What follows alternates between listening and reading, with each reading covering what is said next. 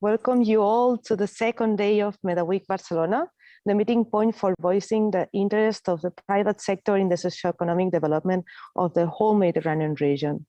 More specifically, through today's session, we offer the entire audience topics as interesting as the new potential areas in the trade cooperation and challenges of developing more integrated regional value chains across Africa, the financial Islamic sector in the post-COVID-19 period, how international companies could take advantage of Barcelona's unique role to capture business opportunities, its consequence due to the pandemic and the ways forward for health systems, and how the social economy is a fundamental part of the private sector contributing to sustainable development and competitiveness. Furthermore, it is a great pleasure to count on the participation of a high-level speakers as in today's session. Therefore, in today's opening session, we are honored to count on the participation of Mr. Roger Albinyana, Managing Director of European Institute of the Mediterranean. Welcome, Roger Albinyana. Thank you, Anna. Thank you very much. Welcome by Dr. Abdelilah Belatik, Secretary General of the General Council for Islamic Banks and Financial Institutions. Thank you and welcome. Thank you. And thirdly, Mr. Juan Antonio Pedreño, General Coordinator of SMED Network and President of Social Economy Europe. Thank you and welcome.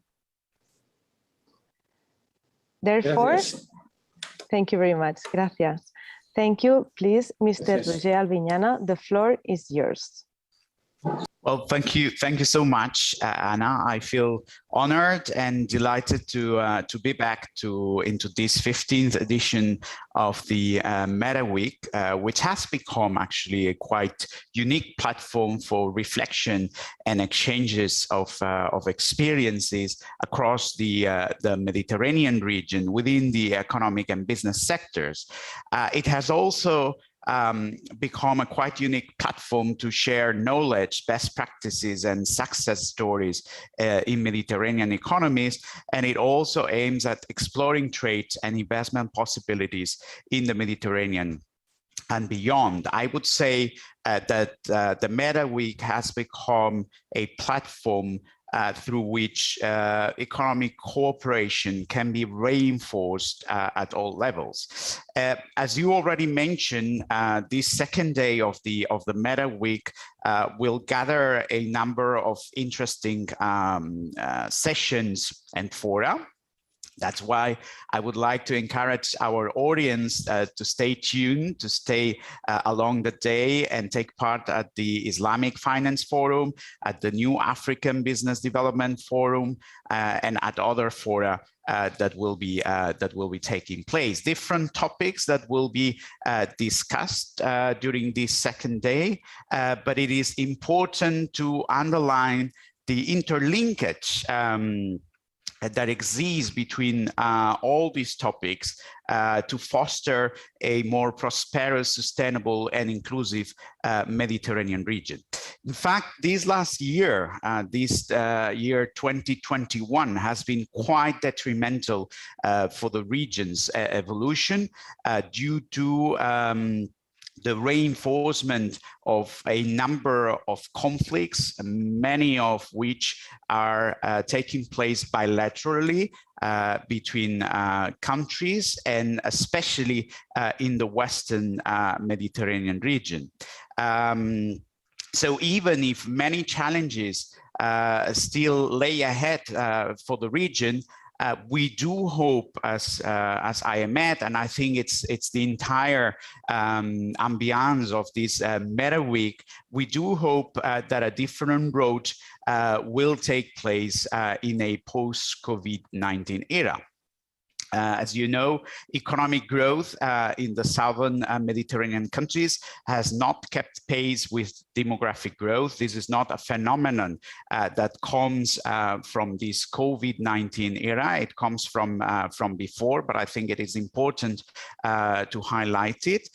Secondly, the region has one of the lowest levels of regional economic integration in the world, with nearly 6% exports to the region into intra-regional trade is a fraction of the country's total trade.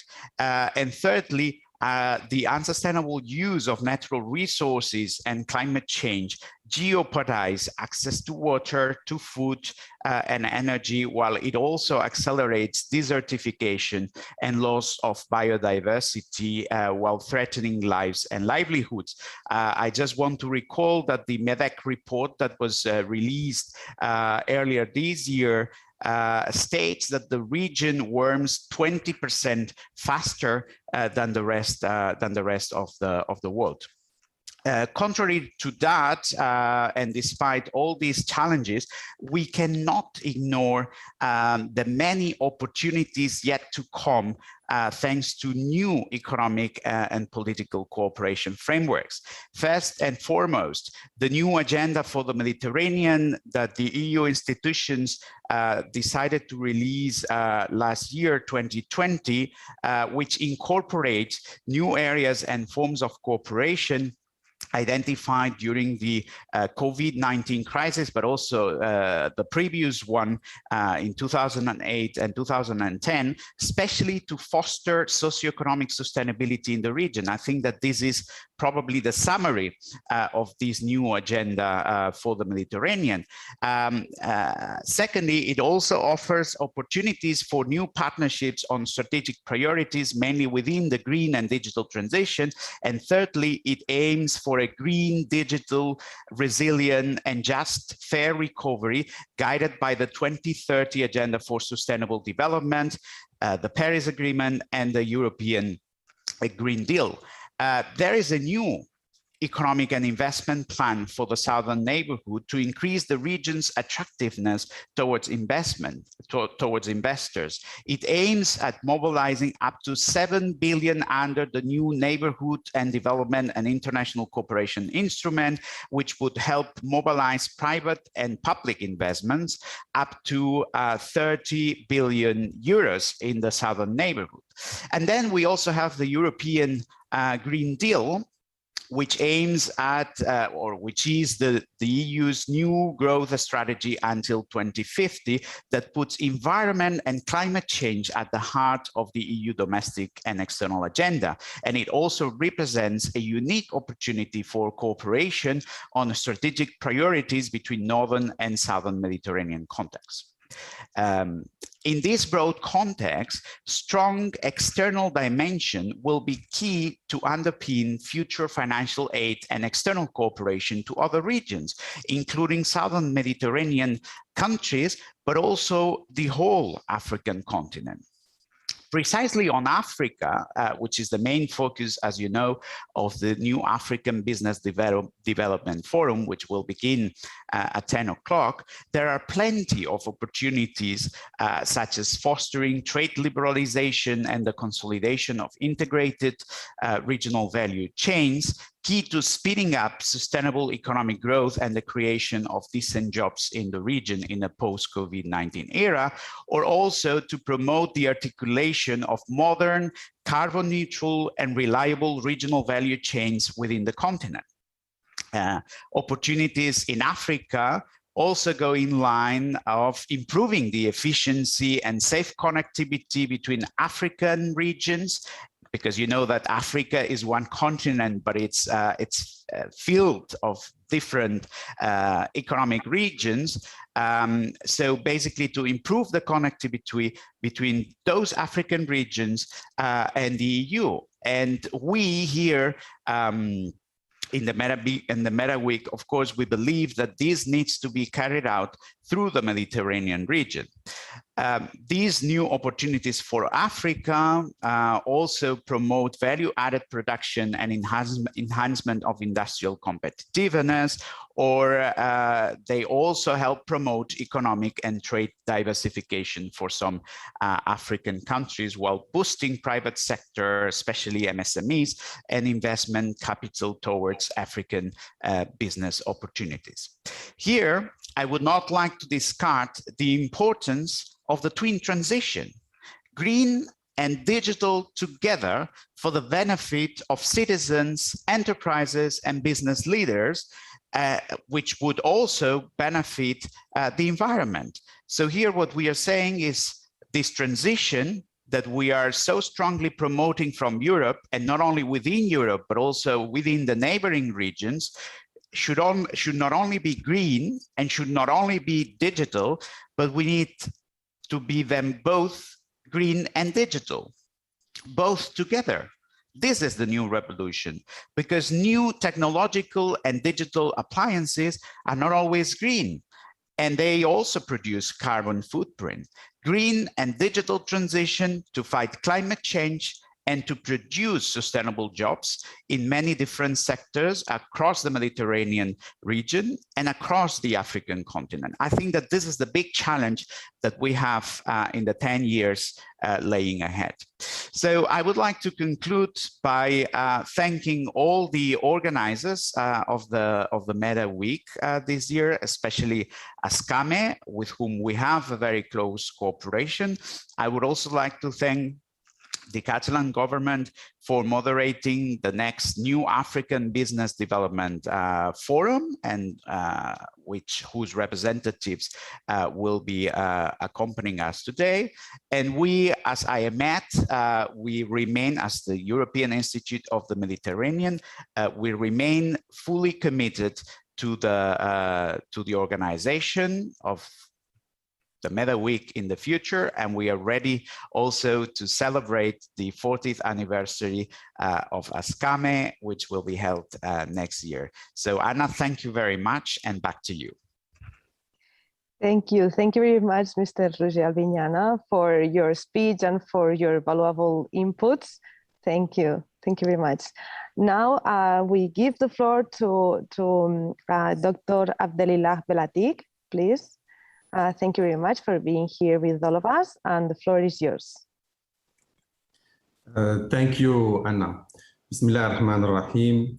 Excellencies, distinguished guests, dear colleagues and friends, Assalamu alaikum wa rahmatullahi wa barakatuh, and good morning, good evening to all of you wherever you are. I'm pleased to be with you today for the 15th Mediterranean Week of Economic Leaders that focuses this year on the post-COVID-19 recovery and the green economy. We would have loved to be in Barcelona to have it in person, same as we did the previous years, but we hope that for the following years, we'll be again visiting Barcelona to see our colleagues and friends. I would like to extend my thanks to the Association of the Mediterranean Chambers of Commerce and Industry, ASCAME, and the Barcelona Chamber of Commerce for organizing this much needed event, which serves as a key venue to discuss the emerging challenges and opportunities in the Mediterranean region and explore ways to leverage on the recent trends for the region's growth. We are very pleased to be leading today the 6th Mediterranean Islamic Finance Forum. This year, the MIFF focuses on exploring the role of Islamic finance in facilitating economic development and resilience in the Mediterranean region post-COVID-19, with very important role that it has played during this pandemic and which it will be playing for the future as well. The global economy, as we all know, has been witnessing continuous disruptions over the past decades, with the increase in technology developments and integration, the emergence of new business models, the increase in prominence of certain economies and sectors, among many others. The COVID-19 pandemic constitutes undeniably one of these disruptions, and perhaps one of the largest that has been witnessed in several decades. The term disruption has in fact two meanings. It can reflect disturbance and interruption, but it can also signify change that paves the way for a huge array of opportunities. The pandemic that has emerged at the beginning of last year has undeniably caused important damage to human life, society, as well as economies. However, it has also taught us important lessons, highlighting the urgency of certain agenda and the vast opportunities of others. Going forward in the post-COVID-19 period, it is of utmost importance that we leverage on these highlighted lessons and opportunities to facilitate recovery and craft an economy that is more resilient and sustainable than before. we are indeed now in a position where we can make the choice of turning the disruption of the pandemic from a disturbance to a point of radical change and opportunities. No more normal way of doing things and business. The COVID-19 pandemic has accelerated discussions on sustainability globally, highlighting its urgency. Indeed, one of the lessons learned and we continue learning is the effects of the way we do business on the environment we are living in. The halting of activities during the pandemic, including closure of factories and decrease in transport, prompted an important reduction in the level of harmful emissions and an improvement in the environment. The pandemic has showed us a live example of the negative impact that our traditional economic activity has been causing and the importance of rebuilding a more sustainable system going forward. This is of more pressing need for the Mediterranean region, where climate change and environmental risks constitute a critical fragility that needs to be tackled. With economies slowly going back to normal and resuming activity, environmental risks are increasing while socioeconomic inequalities are being amplified, all of which is posing important threats to our economies. It is very important now more than ever that we learn from the lessons highlighted from the pandemic to build a more resilient and sustainable future. Promoting and financing economy recovery will be important, but this will need to be done while taking into consideration environmental and social considerations through more responsible corporate activity and the use of tools and financing that promote a greener and socially responsible economy. Distinguished guests, other than underlying urgencies, the pandemic has also highlighted opportunities, of course. It has prompted important developments that can be leveraged on for economic recovery and resilience. During the pandemic, important strides in digitalization have been made, and this is probably in the financial sector one of the most prominent observations that we have seen. It has been observed that the pandemic has accelerated digitization in an amount equivalent to several years of change. This has allowed for several benefits, including enhanced services, faster processes, greater reach, among others, and financial inclusion. Indeed, governments have widely used digital health solutions to track and trace the spread of the virus. However, the pandemic has also highlighted many deficiencies that will still need to be addressed to fully leverage on digitalization. These include inequalities in technological infrastructures and digital access across and within countries. These highlighted associated cyber risks and the risk gap between demographic groups, gender, and countries. This is, of course, especially true for the Mediterranean region, where the pandemic has been increasing digital discrepancies.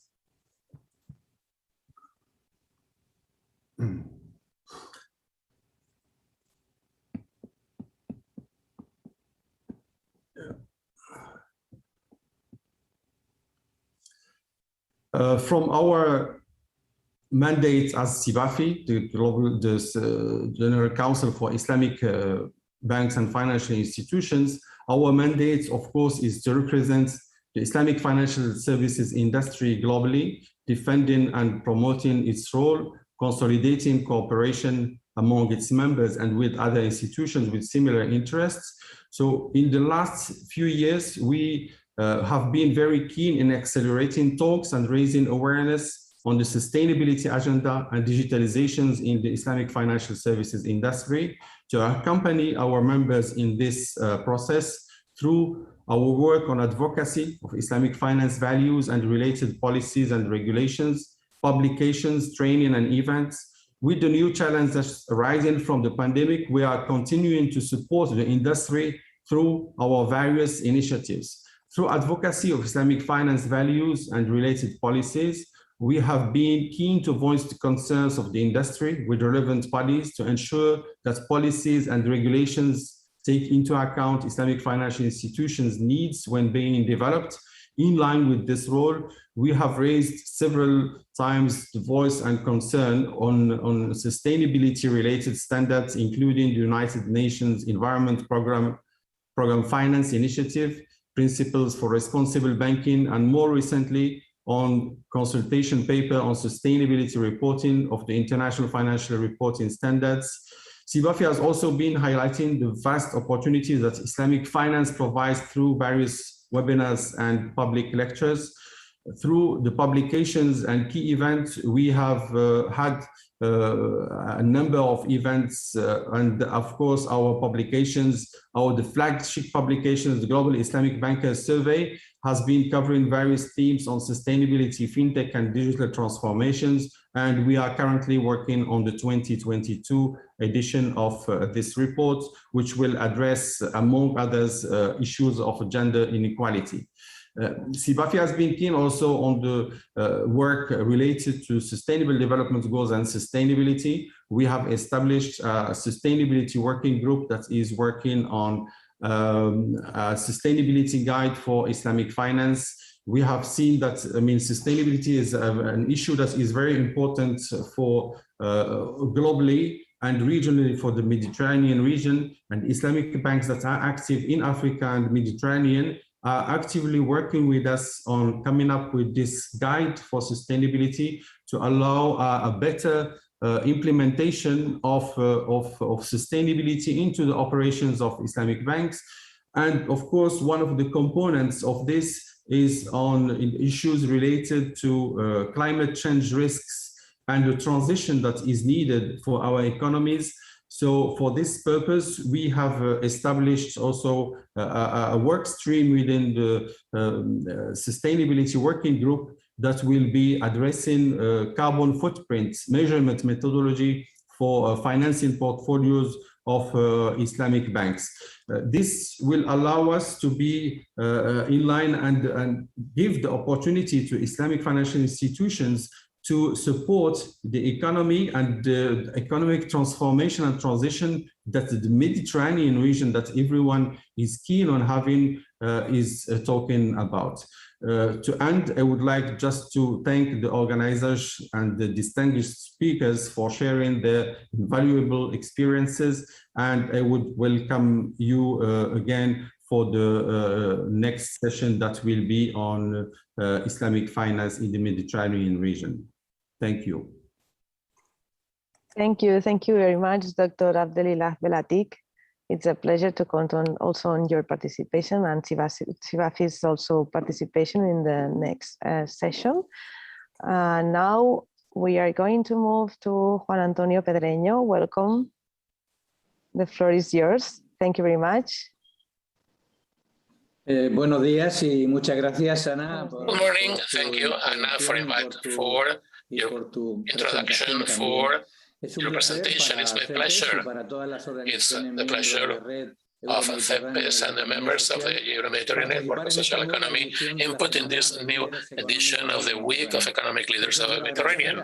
Hence, my gratitude to ASCAME and the Chamber of Commerce of Barcelona for allowing me to share with distinguished personalities such as Dr. Abdelatif, Mr. Albiñana, thoughts about the future of the Mediterranean. My gratitude goes as well to ASCAME for being all the time keen on working together with the social economy with us. Let me acknowledge the work of ASCAME and its commitment for the last 15 years to keep alive and kicking the flame of MedaWeek that's become, and I quote Mr. Albiñana, the forum to be for all business players striving to work for cooperation between both Mediterranean shores. It goes to the bottom line of the Euro-Mediterranean Network of Social Economy to input into this edition of MedaWeek. That, as usual, will be a success. And every day more so. And in this edition includes the third Mediterranean Forum of Social Economy that takes place in the afternoon at 5 o'clock. You all are invited to attend it. Let me greet the ESMET members organizing this Economic Forum of Social Economy, an event attended by our colleagues from the south and the north of the Mediterranean that will showcase is how social economy is a business model bringing together economic performance, social development, and especially commitment to the territory. Let's also showcase with specific business experiences how social economy SE generates all over the Mediterranean an economic growth model that distributes wealth that creates opportunities for everyone on the basis of values such as solidarity and fosters entrepreneurship for common well-being, for commonwealth.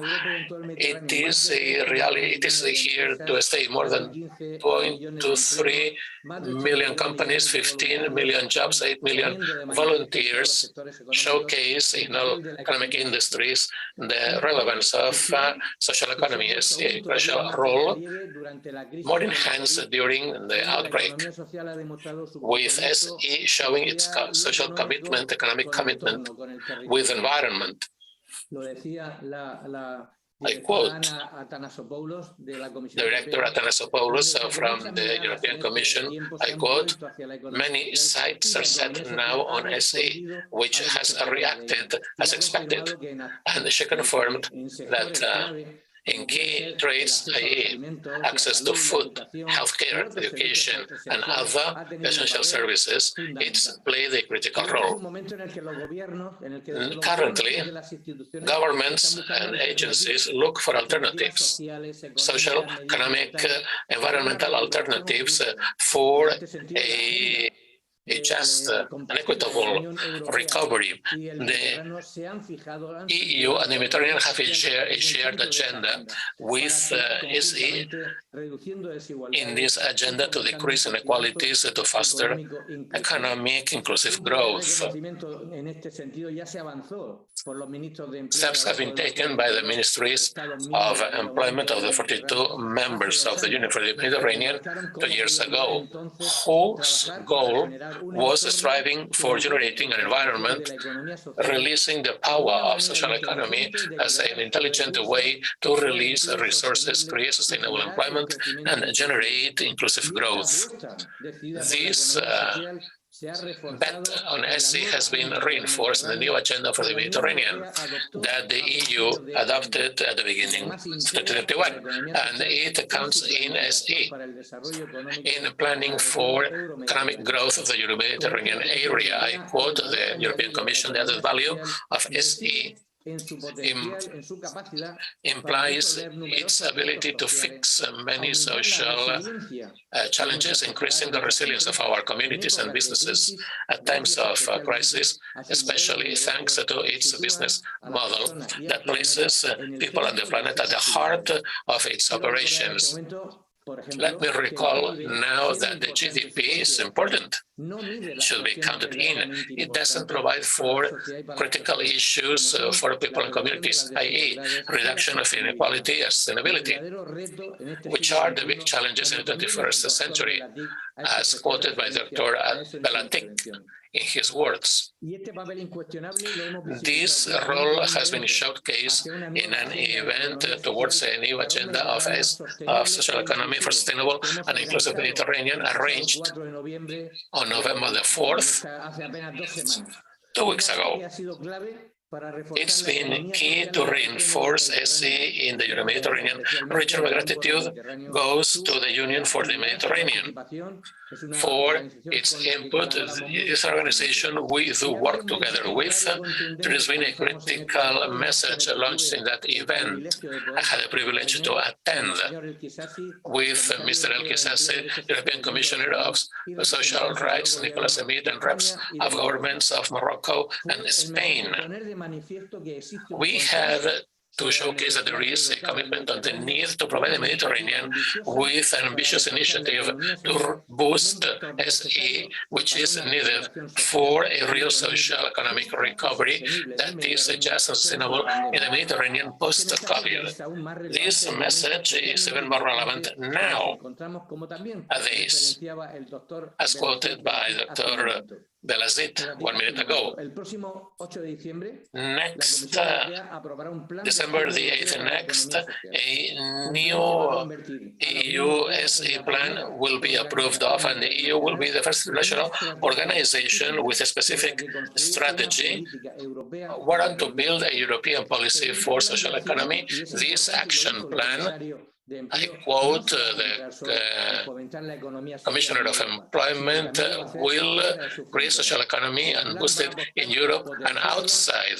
It will foster it as an engine for a better social economic recovery globally, especially in the Mediterranean, with which Europe shares a common legacy and long-time cooperation. I think the action plan is a big opportunity to carry on working in social economic Europe in SMED for a shared prosperity area for 0.8 billion of us living in the Mediterranean in order to generate open communities, giving more opportunities of employment and better labor conditions to the youth, to women, and based on the values of shared business management, based on participation, democracy, values, placing premium on persons above capital values that still apply, that bring together social economy with the concerns, the hopes of a new emerging generation looking for open new job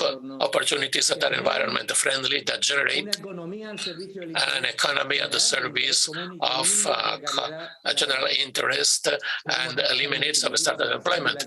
We want social economy to become the lever of social economic growth, matching the SDGs. Thank you for this opportunity to share our commitment with social economy, with ESMED. I wish you success. We'll share them, of course, at 5 o'clock in an event on social economy. Thank you. It's been my pleasure. Thank you. Muchísimas gracias, Juan Antonio Pedreño. Thank you very much, Antonio Pedreño, Dr. Abdelilah Belatik, and Mr. Juan Antonio Pedreño. Thank you for participating and for your valuable contributions. Thank you very much to everyone also for your attention. We invite you to join us in today's sessions. In this way, right now, we'll start the 18th New Africa and Business Development Forum, and also the 6th Mediterranean Islamic Finance Forum. Thank you very much, and we hope you enjoy today's sessions. Thank you.